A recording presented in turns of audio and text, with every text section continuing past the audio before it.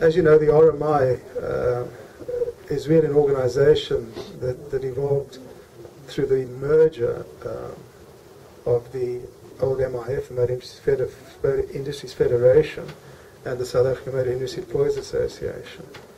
When my dad and I started the business that I'm still in 1973, we're in the collision repair business, motor body repairs.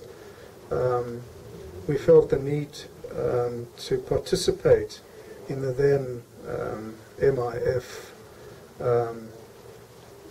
and roughly at that time the South African Motor Body Repairers Association was formed.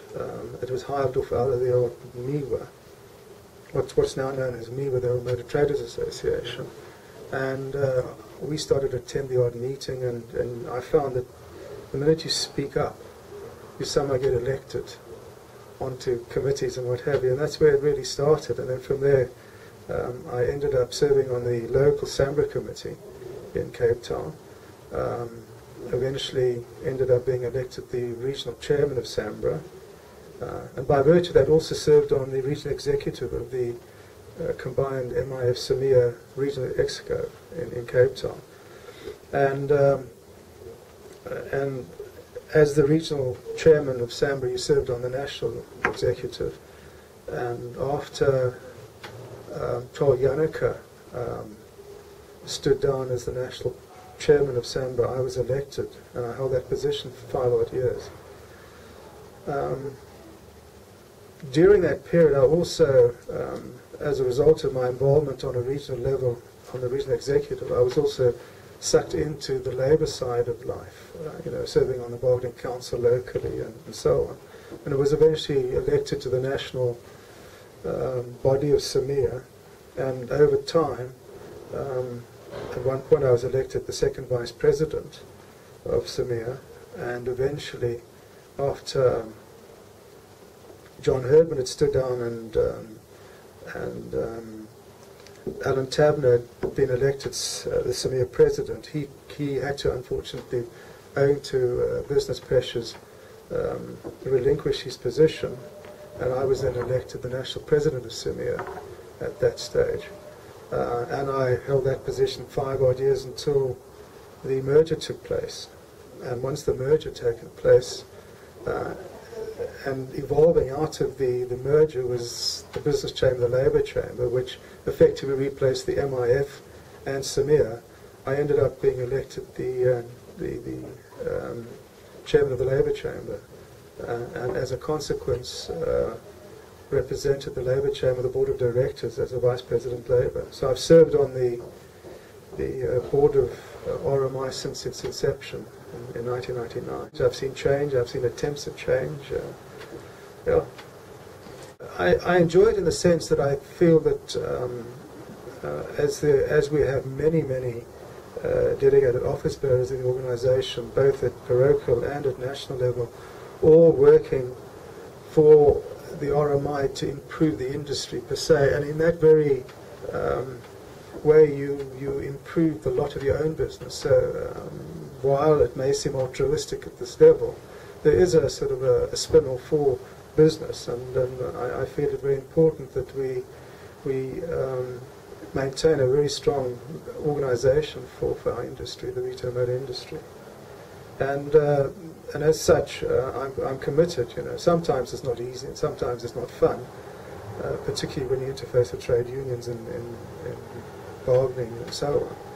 But when you see success, it's rewarding, such as the motor healthcare scheme. How we work to get that up and running, and how we've seen it through its trials and tribulations. Which I think right now is retaining the unity and have all office bearers singing off the same song sheet.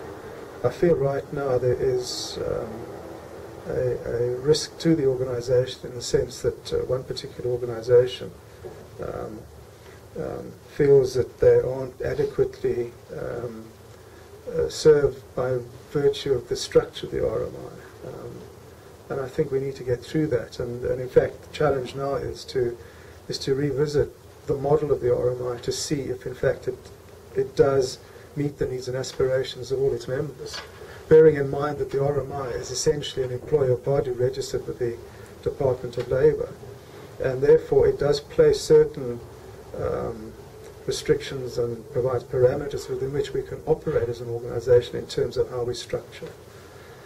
So it's looking at that and trying to achieve the response to the requirements of the associations in a body that prevents you from structuring yourself as a form of federation or so.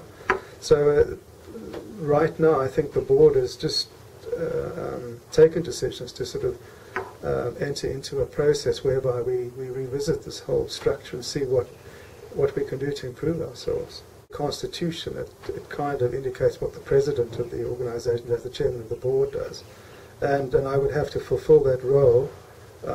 I'm very lucky in the sense that the board of directors we have is a very strong and talented one, and I'll have a lot of support from them.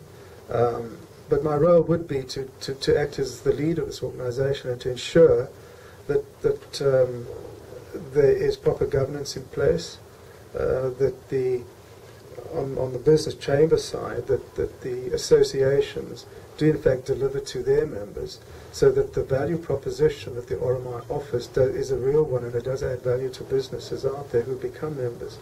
Because no point belonging to something for which you don't derive a benefit or get some return on your contribution or subscription to the organisation. So I think that it's regaining the stability that we need, so that we all march in the same direction, and in fact grow the organisation to be to have the credentials to speak for the industry. How do I feel about it? Well, let's put it this way: I sort of almost an ambivalent feeling. It's a daunting task because I know what it's about. And I've been very close to Feroz, who was president, and understood the challenges she faced as this. But I felt that if the organisation needed someone in the circumstance to take the reins, bearing in mind that Feroz's term of office constitutionally came to an end, I was prepared to do it. But I wouldn't cling to that position for the entire length of the term that the Constitution does allow, if somebody else emerges that would perhaps meet our transformation agenda far better than I do, because obviously I'm not really the right colour in this day and age. So yes, I see it as a daunting task, but I'm willing to have a good go at it, if you like. I'm very fortunate that she remains on the board as the principal director for the business chamber, being the business chamber chairperson. I certainly will use her as a sounding board going forward. My style is probably different to hers in how I would chair meetings and so on. But I do think that she's brought a dimension to the post, or the position, that is worth taking note of and learning from how she handled.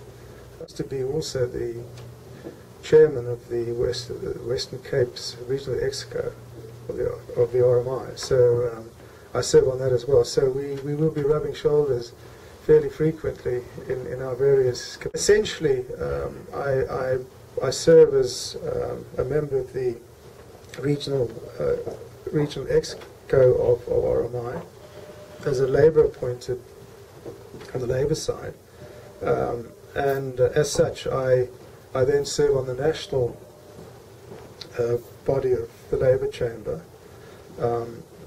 I also serve, I'm sort of essentially a member of the regional, the bargaining council, the Emergency Bargaining Council's regional committee. I serve on that, but I never really attend those meetings. That's really a stepping stone to get onto the national board of the bargaining council. So I represent our region on national bodies, but I also represent the RMI Labour Chamber nationally by virtue of my chairmanship. So I would then serve in the bargaining council. I'd serve on their what's now known as the the governing board, and I also serve on the various other committees like the negotiation committee and so on, representing again RMI, the employers. I also serve as a alternate director on the Managed Fund Administrators Board, which is the custodian and administrator of the retirement funds for our industry, of which the employers have a 50% stake. And then I chair the Motor Healthcare Board of Trustees, all representing the bargaining, at least representing the RMI Labour Chamber, although at the last AGM of Motor Healthcare, which is the first one held strictly in accordance with the Mesquines Act provisions, I was elected to the Board of Trustees by members. So I'm effectively a member-elected trustee. I'm not an appointee on that Board of Trustees. So half the Board of Trustees at Motor Healthcare are elected by members from amongst members, and the other half are elected by or appointed by stakeholders. Where before I used to be a stakeholder trustee, I'm now a member trustee.